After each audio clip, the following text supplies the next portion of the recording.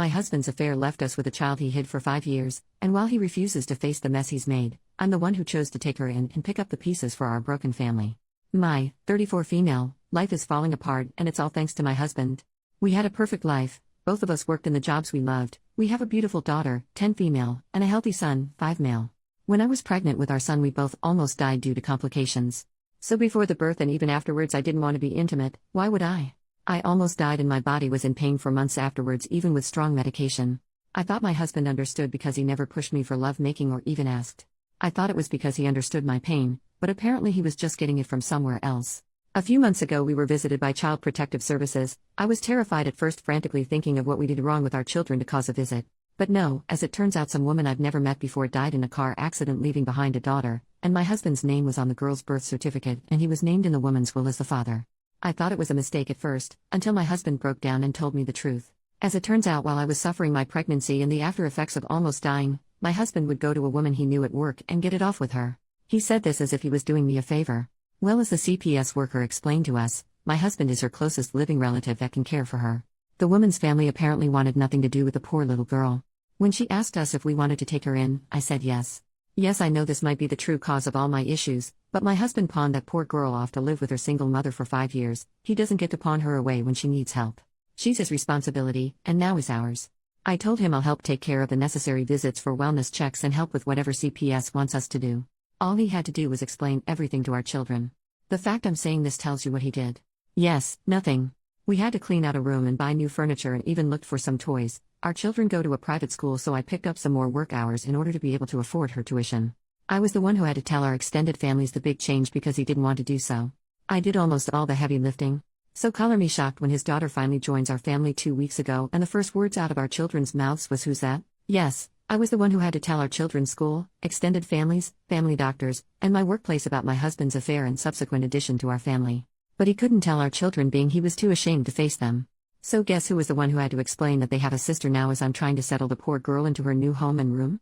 And shocker, our children didn't take the news well as it was happening right in front of them. My daughter was screaming while crying, causing my son and the little girl to cry. A situation that could have been avoided if my husband just did the one thing I asked of him and explained everything to them much sooner. It's been 2 weeks of her living with us and the situation hasn't improved. My husband has not picked up the slack that comes with having a new addition to the family, so we're struggling right now to make ends meet. I feel embarrassed bringing all 3 children around for appointments and groceries because the little girl is very much obviously not mine, and I can tell people are judging our family. My daughter is much moodier and less happy and refuses to even acknowledge our newest addition to the family. Our son doesn't really understand what is going on, and it's causing even him to lash out. And I don't even know how to help the poor little girl because I know that if I feel like my life is falling apart, she must feel even worse. I suggested family therapy for our children, even just marriage therapy, so we can hopefully move past this and work together as a unit for all the children. He's refused everything, saying that he knows he'll be lectured by everyone when all he was doing was trying to help me. I just don't know how to fix this. Please help me.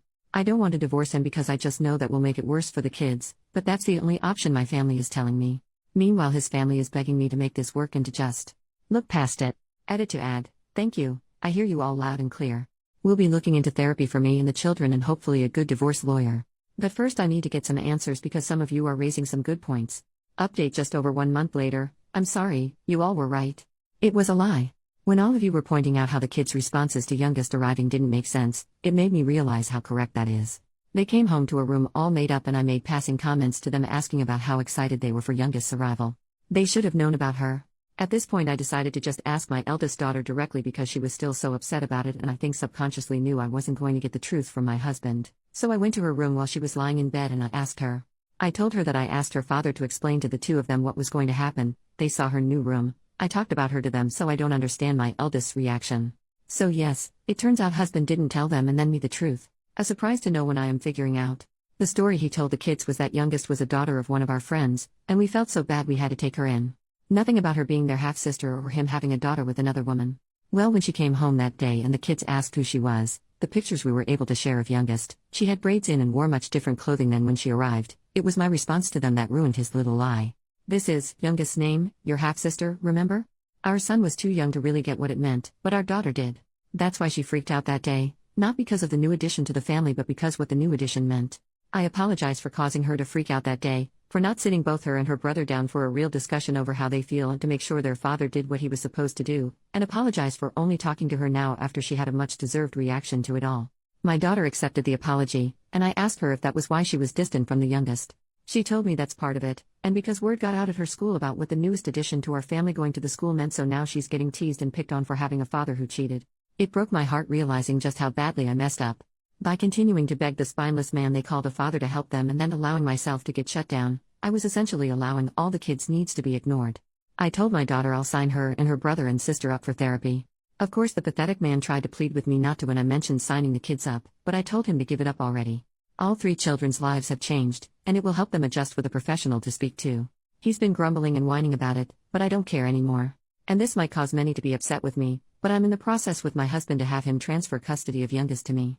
I've grown to care for her, and as some comments in my last post have pointed out, once I do divorce him and leave with our kids, I don't doubt he'll treat her awfully or neglect her.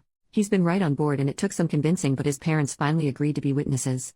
I got all the paperwork set up and scheduled an appointment with an attorney to help with anything else. Once that happens, I'll try to get everything I need in order to have a smoother divorce and then subsequent move to be closer to my family. Thank you to everyone for giving me a good slap in the face and helped me realize that the children and I deserve better, and I was being so gullible into thinking a man who cheats on his dying pregnant wife is deserving of any respect. New update 6 months later. How do you tell your children you're going to divorce their father? I have 3 children, an 11-year-old daughter and 2 6-year-olds, a son and daughter. Just recently, after months of court hearings, home visits, background checks, and interviews with a judge and a social service worker, I've been granted custody of my 6-year-old daughter with her biological father, my husband, giving up parental rights to me. Right now I'm looking into how a divorce will go and what I need to get any affairs in order to make the process as smooth as possible for everyone involved. The reason for the divorce is because of how he behaved when his adultery came into light. As you can see from the ages, he cheated on me with a co-worker of his while I was dealing with a highly complicated pregnancy and birth. I was the one who had to get everything in order. Meanwhile, it seemed like he did everything he could to make the process of a new addition to our family as difficult as possible. He lied to our children, refused to take all 3 children to therapy, and when I did take them he whined and complained, refused to take on extra workload to help our budget stabilize after a new addition, refused to even acknowledge the children were struggling, and even refused to take all 3 children out and about because he didn't want people to judge, but it was perfectly fine for me to go through it. Basically, it felt like I was the only one trying to repair our family and have us move forward while he made damn sure we were stuck and hurting because he refused to acknowledge that he messed up. Divorce is the only option for me at this point. I just want to know, how can I explain this to my children? I've seen how refusing to actually explain to children can hurt them. Hell, I was the one picking up the pieces from last time thanks to him. I just don't want there to be any more lashing out or fighting. I'm terrified for my eldest in particular. She was the one most hurt by all these changes, and I know she'll understand why. The last thing I want is for her to blame her siblings or herself. I've yet to tell anyone else my plans for divorce because I don't want it getting back to him or the kids before I'm ready. And if there is no way to make the impact easier, how can it make sure it's less damaging for them? OP has only replied to one comment. The commenter questioned parts of OP's story, more specifically why she stayed and helped take care of his affair child, and confused on the custody of affair child and the biological children. Okay, let me try to help. I'm sorry for the confusion. I discovered her existence about a year ago because her biological mother died in a car accident. It's a little confusing here and he still won't give me the why of this, but he was on her birth certificate as the father, so social services did the usual of home visits and background checks to place her with us because I refused to allow him to turn his back on her and have her struggle in the foster care system. I'm a nurse in the pediatric trauma center. I have been there as emotional support for children when they've been told about a parent's passing in accidents or we had to make the tough call to CPS for abuse cases. I do not wish for anyone to witness when a child realizes that they're an orphan or being taken away from their parents. It's why I push for us to take her in. People on Reddit have told me that I'm too much of a saint for taking her in, and that's why they don't believe me. But if you ever had to rub the back of a 4-year-old having her first panic attack because she was told her parents didn't survive, I hope you understand why I refused to ignore a 5-year-old who this time I could save from the system.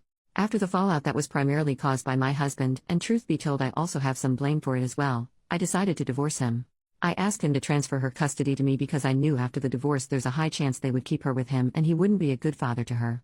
I didn't want to risk the chance of that. I know that if I was the one to have custody of her I won't have to worry about that in the divorce. And it's only the 6-year-old daughter he transferred custody over to. He still is a recognized father to our biological children. And thank you for the suggestion of age-appropriate dialogue for our children. I do have some training on that because of my work, so I could try to rework it to make sense for divorce. And probably bump up therapy for the children.